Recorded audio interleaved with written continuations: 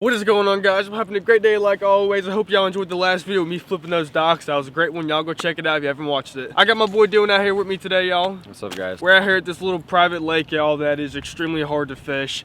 We've fished here before and we can really never hit a pattern, y'all. There's a bunch of fish in here, but one, that they're sit off structure a lot, and just being able to get that cast out there to them is extremely hard. But the topic today, the reason why we came out here is because I want to show y'all when we have warm weather. It is 54 degrees right now. The highest is going to get is 57. So when it gets this hot, guys, the fish will actually come out from being suspended. They'll come up to the banks to get the warmth. They'll sit by rocks for the heat, and they'll actually get into the feeding frenzy to come up and eat some bluegill or shad, whatever they have in the pond. So that's where me and Dylan come into place today, y'all. We have two baits tied on that's going to help us with distance, like I said, imitating a profile to have these fish come up and eat.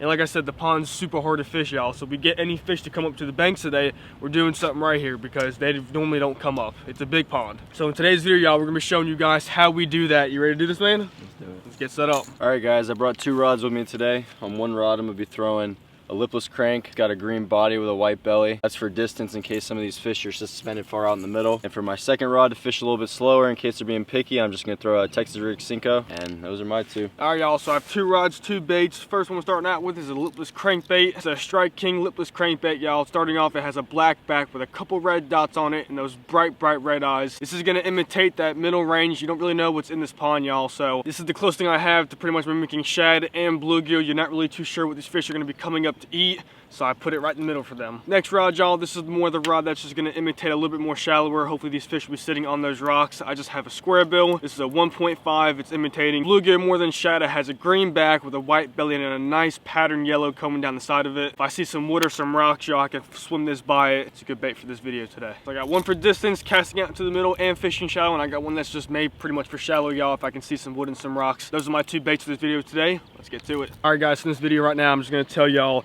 I'm probably only going to fish probably about 70 yards of this pond today. Me and Dylan are just going to break down the spots that we know are going to hold fish, where the rocks are in this pond, because I promise y'all they're going to be there for heat today. It's a beautiful day out here, y'all. They're going to be coming up out the middle to eat. There still might be a couple suspended out in the middle, but I know for sure, y'all, if there's going to be any fish on the banks, it's because they're hungry. They're up shallow trying to eat. So the first spot behind me, y'all, is pretty much, it has a couple lay downs. It goes down to a ledge, but then there's a couple rocks right in front of me. They kind of go out probably from the 30 to 40 yard range. Spot's probably sitting around 3 to 7 foot, so that's the ledge I'm talking about, y'all. There should be some fish sitting up here. You don't know for sure, but we've caught fish here before, so I know what the structure down there looks like. Starting out with the lipless, y'all, just to get that distance. I'll go back through with the square bill. I'm explaining to y'all why I'm gonna keep on switching up as we go along this video. Let's get out there. I don't know if the GoPro's picking it up, y'all, but if you guys can see the rocks right in front of me. Like I said, they probably go out for about 30 to 40 yards.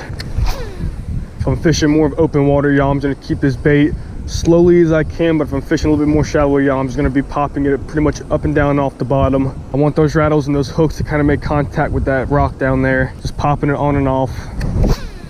I'm fishing all depths in this video today, guys, because like I said, there could be some out there still suspended a little bit. You don't want to skip any of those fish out there, but I know for sure there's gonna be a couple shallow. Vibrations this time of the year, y'all, is a big factor about making those fish key in and actually getting their attention to go towards one of those baits, especially if it's moving. Like I said, y'all, it's winter, so those fish can be picky, so that's why the lipless casts super far, y'all, makes a lot of noise. It gets those fish attention, but sometimes the fish want to be moving, so that's why the crankbait, y'all, is a good tactic to throw. It's also putting out vibration, but it's not making that much noise, and it's a very compact, small bait, so that's why I'm going to pick up this 1.5 right now. The bait is super quiet, like I said, it's still putting out those vibrations, so about every 30 casts, y'all, put that lipless crankbait down and pick up the crankbait. There could be fish down there right now, y'all, that just don't want to eat that, but could dial in on this bait super well, so that's why I'm about to pick this up and throw it. So we're going to fish here for a little bit longer, and then we're going to move spots. All right, y'all, this whole entire wall right here is going to be holding some fish. If y'all can see the bluff wall that's on it. The rocks you can see actually go down into the water probably about maybe 6 feet, y'all, but it's deep enough to where it holds the most heat, and there's gonna be some fish here. So me and Dylan are about to get to it, y'all. Let's see if we can pop one off. Got him? Get him, dude. Good one. Get him. Is he fighting good, Dylan? That's a giant, dude. Dylan, that's a good one, man. That is a good one. Dylan, that's a big one, dude. Come on, baby. Big, deep boy. Dude, it's a big one, Dylan. That's a good one. Get him, man. Hold on. Hold on. Hold on, hold on. Better get him. Look at that tank. It's a good one, son. There we go, guys. On the rattle trap, deep. I'm talking deep, deep. Probably like 70 feet off the bank, bit all the way out there. I don't know. What do you think? 3.5? Oh, that's a 4? 3.5, dude. Look at his belly. Show the belly, dude. That is a fat, healthy fatty fish. Look at that. Let's go ahead and get her back in the water. All right, y'all. We're gonna go ahead and get her back in the water. We'll give her a little toss. There we go. There she goes. Here's some, son. Yes, sir. Another one. Get him, dude. He smoked it. It's a good one. That's a good fish. It's another dude. Fish. Dude, she choked it. Hold on. Come here, baby. Come here. And she's up. Another good fish, dude. Oh my god. All right, guys. This is my second fish on the rattle trap again. This one was actually kind of shallow. I cast it along the bank, probably about 15-20 feet off. She nailed it, choked it. This one's not as big as the other one, but still a really, really good fish. Let's get her back in the water. There she goes. You see her going underneath that stick? Got one? That's a fish. Dylan, get him. It's a giant, dude. It came off. It was like a 5, dude. Got him? Biggin? How big is he? How big is he? Stay pinned. Stay pinned. Here. Stay pinned. Bring him, bring him. Oh, you got him good, though. You got him good. He ain't going nowhere. No, baby, no, baby, no, baby, no, baby. Yes, sir. Go, baby. Let's go. Is that the same one you just missed? I don't know. Maybe. It might have been, dude. Let's go. That's a 5, dude. All right, guys. So if you've seen the footage, it'll probably be on Peter's chest mount. But I missed a giant. I'm talking, I missed a giant. Maybe a 5-pounder, 6-pound, I don't know. Next cast, after I got my head back together, because I lost it, could be the exact same fish, I don't know. But this is a slab. Look at the belly, dude. I'm talking a slab. That has to be a 5-pounder. I mean, she's giant. This is definitely my biggest bass of the year so far in 2019. And I've caught some big fish today, dude. Yeah. This is my 3rd fish today. And another great, great fish on the lipless again. Let's go ahead and get a release. All right, you guys, she's going back.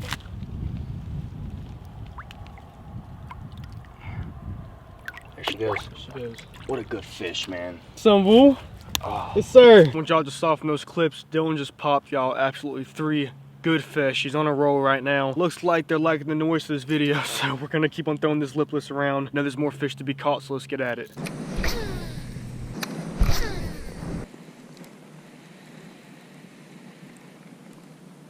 There's one.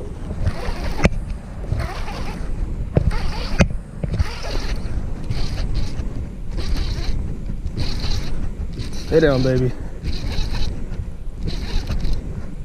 Stay down.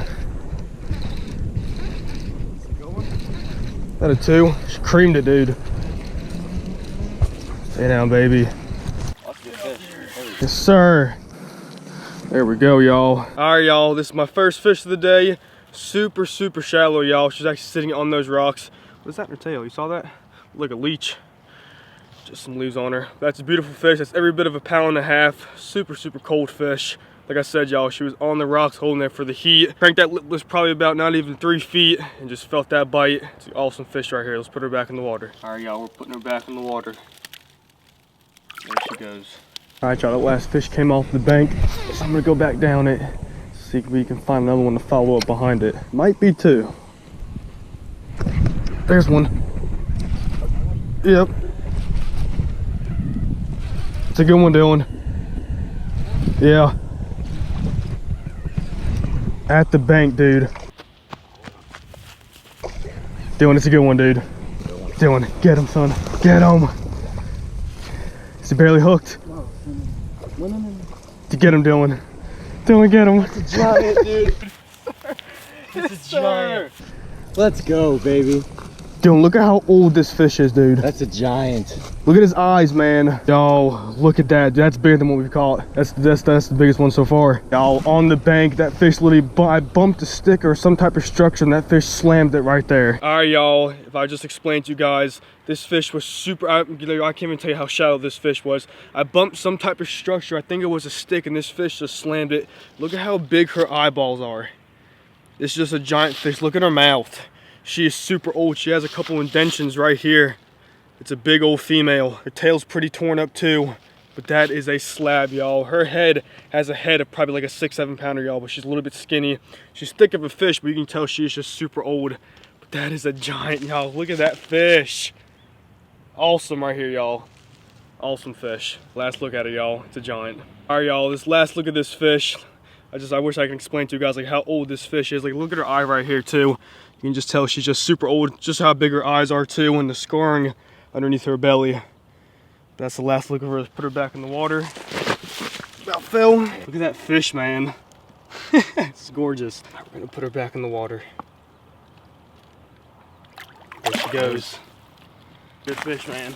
Actually, I want to show you guys where that fish bit. So there's a little bit of a laydown right here. And I don't know what I bumped. Let me see if I can see something in the water. I bumped some type of structure. It felt like a stick. I think it was like somewhere in here, y'all. And I just felt the smallest little thump, and I just reared back.